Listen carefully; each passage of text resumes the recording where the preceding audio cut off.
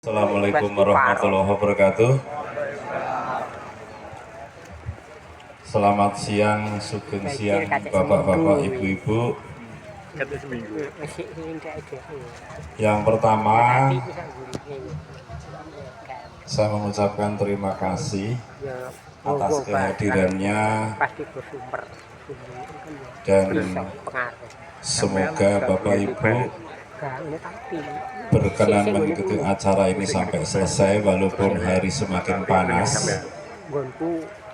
Mudah-mudahan acara bisa berjalan dengan baik, dengan lancar, sehingga Bapak Ibu bisa tahu maksud dan tujuan menghadiri acara ini. Setuju nggih? Nggih. Terima kasih. Saya mengucapkan dan mewakili dari pihak manajemen PT Saprotan Utama Nusantara kepada Bapak Kepala Desa Janti atau yang mewakili. Terima kasih juga dan yang saya hormati pula untuk Bapak Kepala Dinas atau yang dari Pertanian atau yang mewakili, dan tentunya yang saya hormati pula Bapak Ibu seluruh undangan dalam acara panen raya jagung. Ini Desa Janti ya Pak Agus? Desa Janti ya. Oke. Mungkin saya tidak panjang lebar Bapak Ibu ya. Jadi yang ingin saya sampaikan adalah yang pertama, kita sama-sama melihat di depan kita tanaman jagung yang siap panen, dan semalam sempat kita diskusikan sekilas di hotel bahwasanya poin atau inti yang ingin saya sampaikan adalah petani Indonesia ini sekarang ini sudah dituntut untuk berlomba, berkompetisi dengan petani dari negara lain. Jadi bukan Kediri lawan Grobogan, bukan Grobogan lawan Kendal lagi. Tapi sekarang ini sudah petani Indonesia harus berani berkompetisi dengan petani-petani dari negara lain. Maksudnya apa? Maksudnya adalah bagaimana petani Indonesia harus bisa berinovasi sendiri.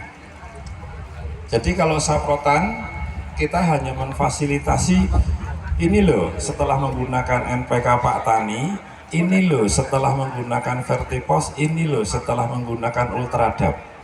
Tapi nek Bapak dan Ibu tidak mau mencoba, ya percuma. Ya, itu yang saya bilang kita harus berkompetisi. Kenapa Bapak Ibu? Ini saya sedikit bercerita. Saya pernah berkunjung ke pabriknya NPK di Rusia Bapak Ibu. Ya, NPK 16 ini N-nya yang 8% itu mengandung nitrat. Nah, di Indonesia ya, di Indonesia belum ada pabrik pupuk yang bisa menghasilkan nitrat. Termasuk Saprotan.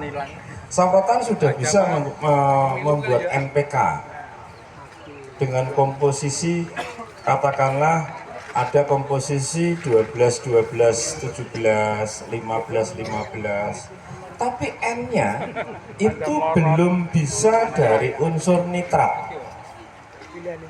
Termasuk perusahaan penghasil pupuk lainnya.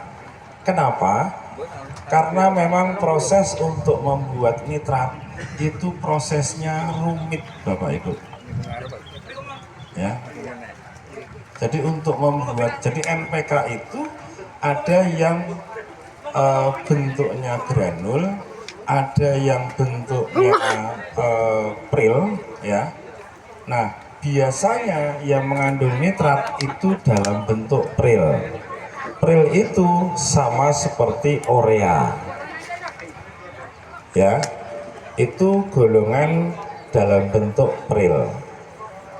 Nah, yang baru bisa diciptakan oleh pabrik pupuk di Indonesia untuk NPK itu masih dalam bentuk granul atau blending. Ya.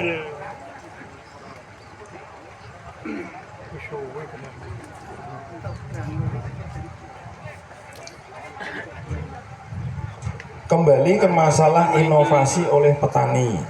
Kenapa harus berkompetisi dengan luar negeri, Pak Yanto? Iya, kalau enggak Indonesia ini jadi negara tujuan ekspornya mereka, atau Indonesia selalu impor nanti.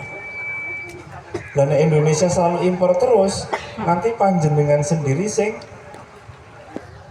kalah. Untuk itu, Saprotan memfasilitasi dengan Demplot ini tujuannya adalah supaya Bapak Ibu tahu, okay? Supaya Ibu nanti bisa mencoba. Jadi semalam saya bilang tidak ada produk murah berkualitas bagus. Nah, kalau di Rusia, Bapak Ibu, di Rusia, ya, saya jalan dari naik bis maksudnya, dari Moskow sampai Nagorod itu lahan pertaniannya luar biasa. Di situ ada jagung, ada anggur, ada macam-macam. Gitu. Teknologinya mereka sudah menggunakan teknologi mesin semua, termasuk dalam hal pemupukan, termasuk dalam penyemprotan mereka sudah terbiasa menggunakan drone. Seperti itu. Nah, Saprotan di sini sudah mengajari untuk terus berinovasi. Jadi Bapak Ibu nanti monggo silahkan dicoba, ya silahkan dicoba. Kalau tidak, Bapak tidak tahu, Ibu tidak tahu, untuk meningkatkan hasil itu perlu inovasi pupuk yang seperti apa. Kalau zamannya kecilnya saya diajarin sama bapak saya, itu karena memang belum familiar dengan menggunakan urea, masih menggunakan pupuk kandang. Jadi saya setiap habis ngolah lahan, baik itu untuk tanaman padi maupun tanaman non padi, saya ikut mikul rabuk dari rumah ke sawah. Nah, sekarang pupuk kandang itu bukan sebagai pupuk andalan, jadi sebagai pupuk pembenah tanah. Ya, itu masih diperlukan, tapi kalau kita terlalu mengandalkan itu, ya kita pasti ketinggalan.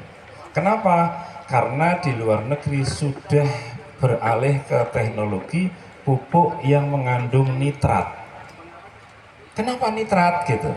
Jadi gampangnya begini, saat tanaman ini makan sari-sari pupuk yang lewat tanah, itu akan mencari atau menyerap yang dalam bentuk nitrat, dan semua pupuk itu bisa menjadi nitrat, hanya prosesnya yang berbeda.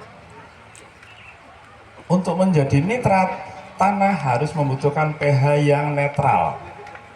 Nah, kan tambah tua melih Pak niku mungkin ceritanya gitu. Artinya napa? Nek jagung niki namung panjenengan ngangge urea mawon, kadose hasilnya nggih kirang sae niku. Jadi mau tidak mau kita harus menggunakan sumber N, jangan hanya amonia tapi yang ada unsur nitratnya. Salah satunya adalah lewat NPK 16 Pak Tani niku. Tulisan 16 artinya nggih, itu 16 itu dibagi dua, 8% nitrogennya dalam bentuk nitrat dan 8% nitrogennya dalam bentuk amonia. Lah, supaya jagungnya sakit langsung dimakan N-nya, yang 8% nitrat ini dimakan dulu, yang amoniaknya prosesnya berapa hari? Ya kurang lebih antara 14 hari. kalau itu pun tanahnya pH-nya bagus. Singkatnya ngoten Bapak Ibu. Nah, wau dalu wonten sing cerita malih ngangge KNO3 itu jauh lebih baik. Apa KNO3 saja sudah cukup? Ya sebaiknya jangan. Sebenarnya enggak apa-apa.